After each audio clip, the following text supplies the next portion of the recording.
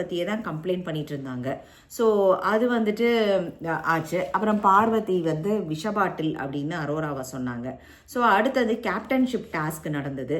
Already வந்து Sabari, FJ, சுபீக்ஷா, அதுக்கப்புறம் கானா வினோத் இவங்க எல்லாரும் பார்ட்டிசிபேட் பண்ணாங்க.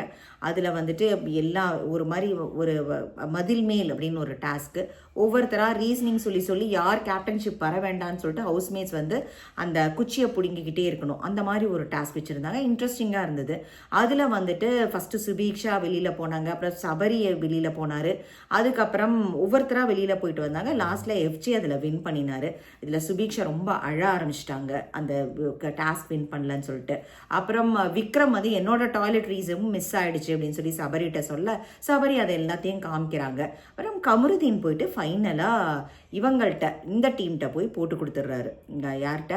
சாண்ட்ரா, திவ்யா அண்டு இவங்க பிரஜன் 3 பேர்கிட்டையும் போயிட்டு இந்த மாதிரி ஒரு ப்ரெஷ்ஷை வந்து சபரி தான் வந்து உள்ளுக்குள்ளே வச்சுருக்காரு, அதை நீங்கள் பாருங்க அப்படின்னு சொல்ல அவர் வந்துட்டு இவர் கமருதீன் போயிட்டு உள்ளேருந்து எடுத்துகிட்டு வராரு. எடுத்துகிட்டு வந்து இவங்கள்ட்ட காமிக்கிறாங்க. காமிச்சதும் அவர் வந்து இது என்னோட ப்ரஷ் இல்லை அப்படின்னு சாண்ட்ரா சொல்கிறாங்க.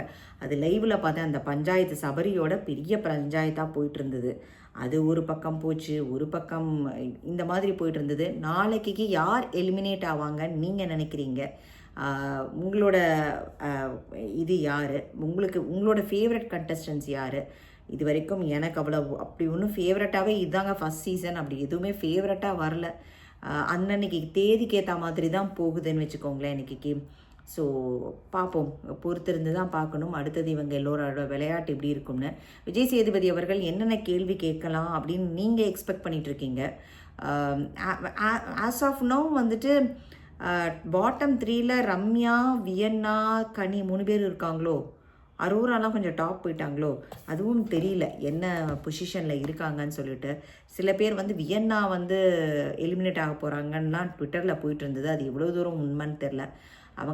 அவங்க நல்லா தான் விளையாண்டுட்ருக்காங்க. ரம்யா, கிமி எல்லாம் தான் இன்னும் அவ்வளோவா பர்ஃபார்மன்ஸ் காணும். ஆனால் அவங்க எலிமினேட் ஆவாங்களா அப்படிங்கிறது தெரில. இந்த தடவை அரோரா கூட ஏதோ ஒன்று ப்ளே பண்ணினாங்க.